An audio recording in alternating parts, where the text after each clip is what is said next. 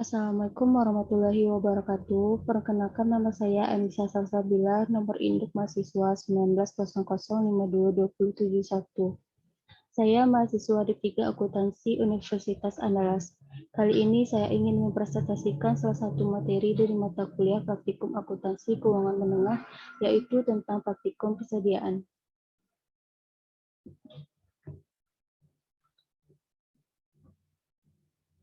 Untuk menghitung nilai persediaan barang dagang suatu perusahaan menggunakan 3 metode. Yang pertama metode FIFO, yang kedua metode LIFO, dan yang ketiga rata-rata tertimbang.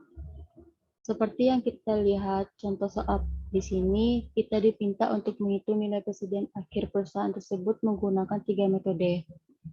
Pertama, saya akan menghitung nilai persediaan akhir menggunakan metode FIFO. FIFO adalah singkatan dari first in first out, yang artinya adalah unit pertama yang masuk ke gudang perusahaan yang akan dijual terlebih dahulu. Jadi, pada metode FIFO ini, ketika terjadi penjualan, nilai harga perolehan suatu persediaan yang diambil adalah nilai barang yang pertama masuk atau dibeli. Jadi, barang yang pertama dibeli itu adalah barang yang pertama dijual. Kalau kita ingin menghitung nilai persediaan akhir pada metode FIFO, kita dapat menghitungnya dari nilai persediaan yang terakhir masuk. Karena nilai yang pertama masuk dijual terlebih dahulu, sehingga yang tersisa adalah nilai yang terakhir masuk.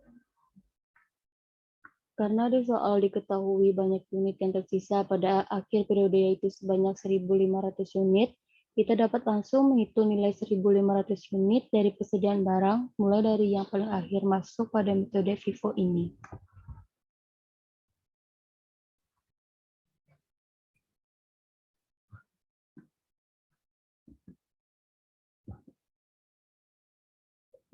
Pertama, persediaan tanggal 26 di sini ada sebanyak 600 unit dengan total harga 7.200.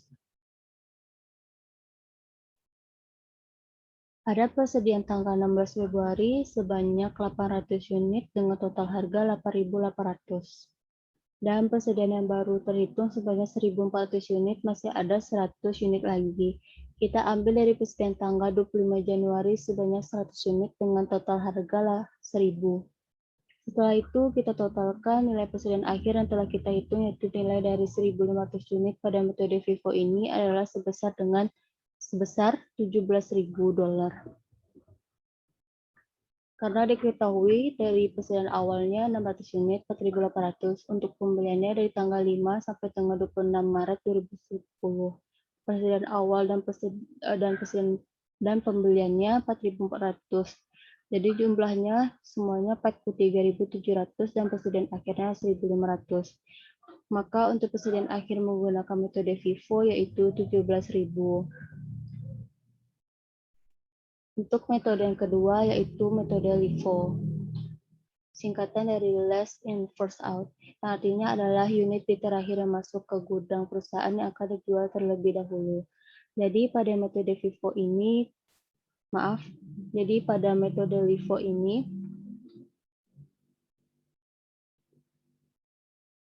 terjadi penjualan nilai harga perolehan suatu persediaan yang diambil adalah nilai barang pertama masuk atau dibeli. Jadi barang terakhir dibeli itu adalah barang yang pertama dijual.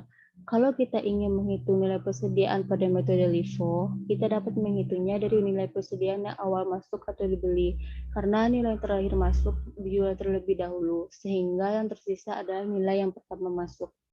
Jadi dapat kita cari nilai persediaan sebanyak 1.500 unit pada metode LIFO ini terdiri dari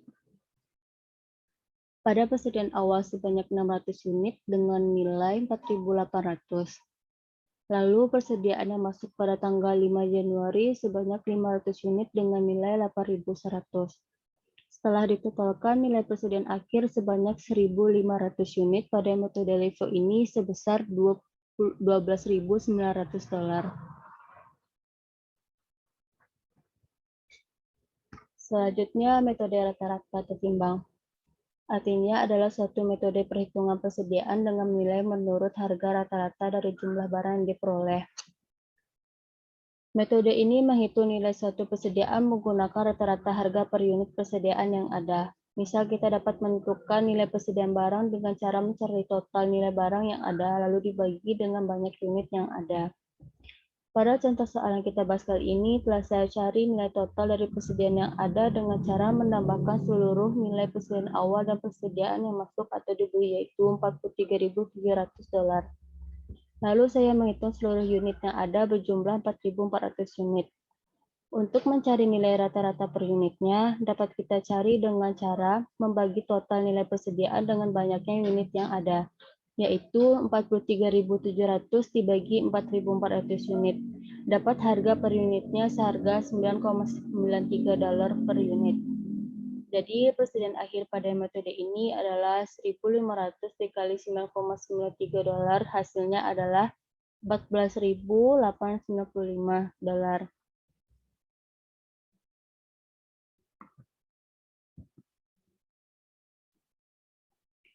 Perlu diketahui apa itu FOB shipping point dan apa itu FOB destination. Pada transaksi yang pertama dapat kita ketahui syarat penyerahan barang yang digunakan adalah FOB destination dan yang barang masuk pada tanggal 2 Januari 2011. Sedangkan pada laporan sudah menunjukkan bahan baku transaksi yang pertama ini terdapat kesalahan pencatatan. Transaksi telah dicatat pada tanggal 28, sedangkan barang belum sampai karena dengan metode destination barang diakui setelah barang sampai di gudang pembeli. Jadi diperlukan jurnal penyesuaian untuk memperbaiki kesalahan catatan yang terjadi. Jurnal penyesuaiannya yaitu untuk FOB shipping point merupakan penyesahan barang di mana ongkos kirim menjadi tanggung jawab pihak pembeli. Selain biaya angkut, pembeli juga bertanggung jawab atas segala risiko pengiriman hingga mencapai gudang pembeli. Dan FOB destination adalah syarat menyerahkan barang di mana ongkos kirim ditanggung oleh penjual. Dalam hal ini tidak hanya ongkos kirim namun juga segala jenis risiko terhadap barang ditanggung oleh penjual. Tanggung jawab tersebut akan berakhir jika barang setelah sampai ke tangan pembeli.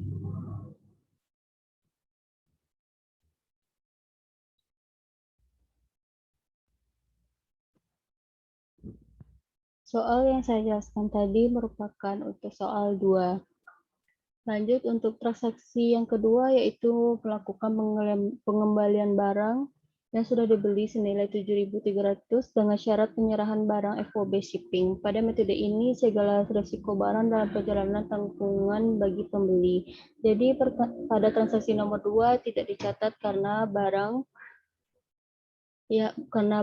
belum sampai di lokasi penjual atau pemasok. Pada transaksi yang ketiga, transaksi dicatat dalam jurnal penyesuaian karena walaupun belum dibongkar barang telah sampai di perusahaan, jadi seharusnya dicatat sebagai barang masuk dengan jurnal penyesuaian sebagai berikut. Untuk transaksi yang keempat, perlu dicatat dalam jurnal penyesuaian karena barang sudah datang pada tanggal 30, tetapi belum dicatat. Kesalahan terdapat pada laporan penerimaan pada bill, sehingga kita perlu mencatat pada jurnal penyesuaian akhir tahun 2010.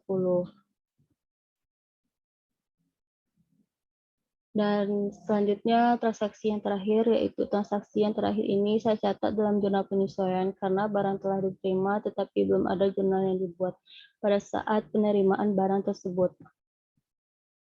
Sekian penjelasan untuk 2 contoh soal metode ini. Mohon maaf kalau ada kata-kata yang salah. Wabillahi taufiq wal hidayah. Wassalamualaikum warahmatullahi wabarakatuh.